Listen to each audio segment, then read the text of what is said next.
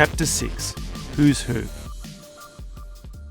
When the Bitcoin community was previously united, numerous personalities emerged in positions of leadership that propelled the currency forward. The Civil War and subsequent split led to many of them having to pick a side, essentially dividing the community into two increasingly hostile camps. Roger Ver is probably one of the most polarizing people in the ecosystem. A lifelong libertarian, he was first attracted to the anti-state qualities of Bitcoin that held the promise of defunding the sovereign nation-sponsored war machine that had caused so much suffering throughout history. Popularly nicknamed Bitcoin Jesus, he was the first venture capital investor in a number of well-known Bitcoin-focused firms like blockchain.info. He has also been heavily involved in promoting e-commerce in the Bitcoin space, which was a major reason for him falling into the big block camp as Bitcoin transaction fees increased dramatically in 2017. He originally supported the SegWit2x fork and put all his support behind Bitcoin Cash when SegWit2x collapsed in November 2017. His passionate support of Bitcoin Cash has made him the most vilified target of the Lightning Network supporters, who haven't pulled any punches, accusing him of manipulating public opinion by employing sock puppets, people paid to spout supportive opinions on social media, and spamming the Bitcoin network in an attempt to clog it with transactions in order to push users behind the Bitcoin Cash cause. He maintains that the Bitcoin Cash fork is the true Bitcoin, a point he drove home when he relabeled Bitcoin as Bitcoin Core, BTC, and Bitcoin Cash as Bitcoin BCH on the Bitcoin.com website that he controls. While there is some truth to his arguments, given that at the time Bitcoin Cash did more closely resemble the Bitcoin concept as described in Satoshi Nakamoto's white paper, in contrast to the Lightning Network, the majority of the community viewed it as disingenuous and deceptive conduct. The Twitter sphere exploded as a result, and he relented, eventually reverting both currencies to their original labels. Roger also has a colorful past as a libertarian. He tried to enter politics in 2000 when he ran as a Libertarian Party candidate for the California State Assembly. Then, in 2002, he was arrested for dealing in explosives without a license. On eBay, he'd been selling Pest Control Report 2000, an agricultural firecracker designed to control bird infestations that was subsequently banned as it could cause serious injury or death. He eventually served a 10-month sentence in a federal prison for this crime. In 2014, he decided to give up his US citizenship and became a citizen of St. Kitts and Nevis in the Caribbean. Another extremely polarizing personality in the big block camp is Dr. Craig Wright, an Australian cryptographer and businessman. Craig Wright came out of the shadows in early December 2015 when a Gawker article outed him as possibly being the real identity behind Satoshi Nakamoto, the pseudonym of the inventor of Bitcoin. He subsequently promised to provide unassailable proof and allegedly signed transactions on two early Bitcoin wallets containing mining rewards for Block 1 and Block 9 in front of John Matonis, a founder of the Bitcoin Foundation, Gavin Andreessen, the earliest Bitcoin developer, and a journalist from The Economist. However, the transactions weren't broadcast on the network. Craig stated that he no longer had the courage to come out publicly after his home was raided by Australian taxation officials.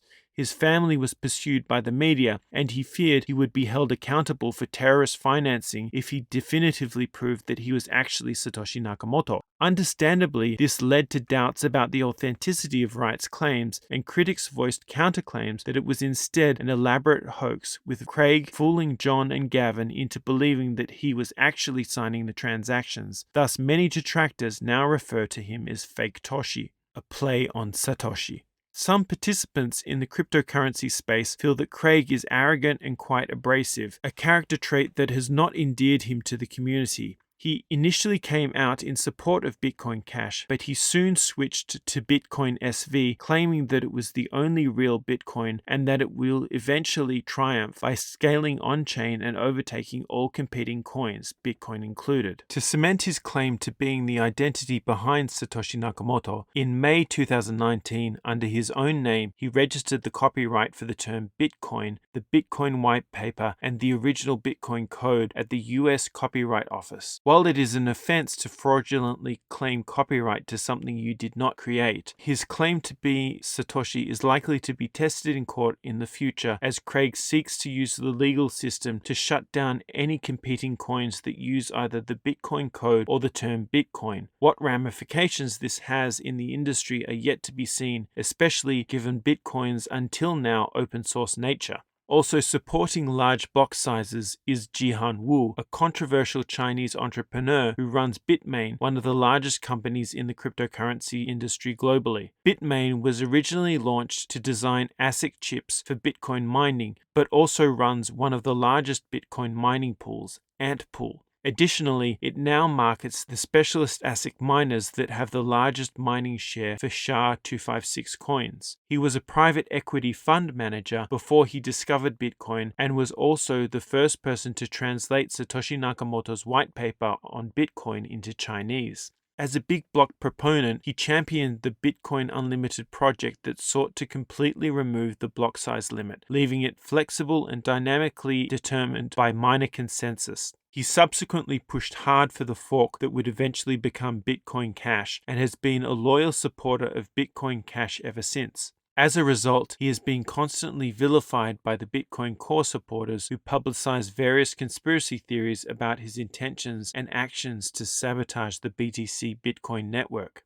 Gavin Andresen is a well-respected developer and was tasked by Satoshi Nakamoto with developing the Bitcoin client software, Bitcoin Core, when Satoshi left the project. He also helped establish the Bitcoin Foundation, the first industry organization in the space. He was a vocal supporter of increasing the block size. However, his last commit to the software was in January 2016, and his access to the GitHub source code, the repository for Bitcoin Core code, was revoked in May 2016. While he has never blatantly outed himself as a Bitcoin Cash supporter, his tweets reveal that he certainly has a bias towards the big block evolution of the Bitcoin software.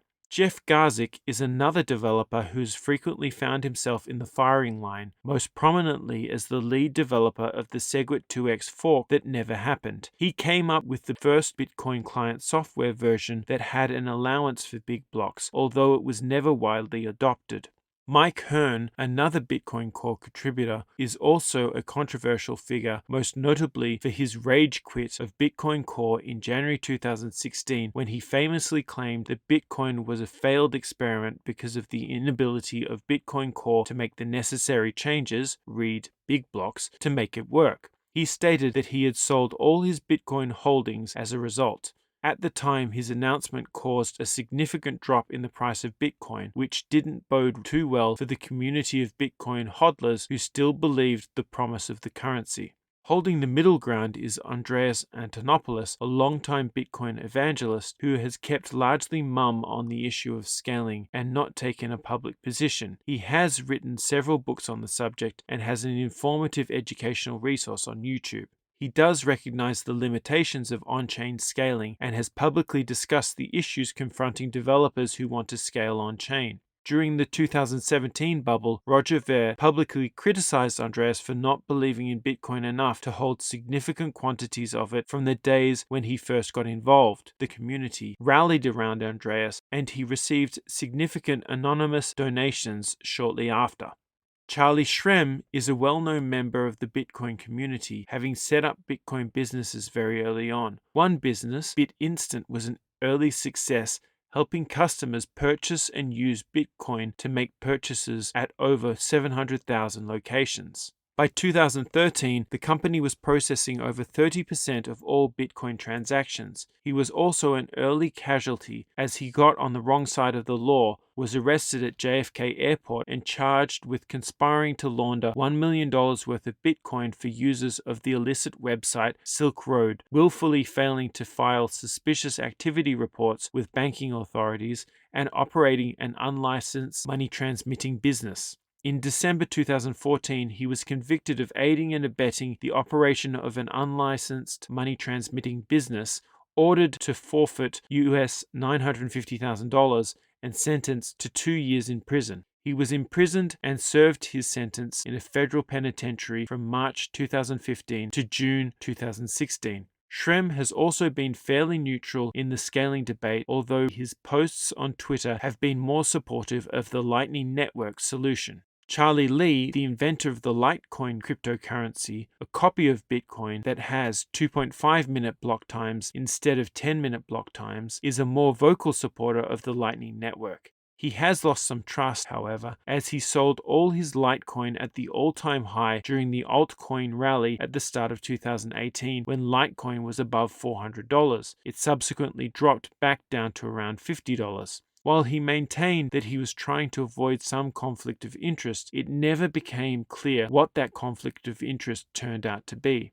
The most controversial supporter of the Lightning Network is Adam Back, the CEO of Blockstream and the inventor of Hashcash, a proof-of-work system that is an integral component of the Bitcoin protocol. He did not get involved in Bitcoin until about 2013, but has become one of the key leaders of Bitcoin Core, promoting code development and future adoption. Blockstream hires many of the core developers that drive the development of the Bitcoin client software. For this reason, he has been accused of undue influence in the scaling debate by big block supporters who are suspicious of his motivations. Conspiracy theories abound. Next episode of WTF is Bitcoin, the Cryptocurrency and Blockchain Guide for Dinner Parties. We'll be reading Chapter 7, the Ethereum Asset Revolution, and will focus on Bitcoin's closest rival, Ethereum, and its revolutionary utilization of smart contracts that has the potential to upend the modern financial system entirely. If you enjoyed today's episode, don't hesitate to like, comment, subscribe, and share this podcast with anyone you think will enjoy it. It really helps us reach a much larger audience.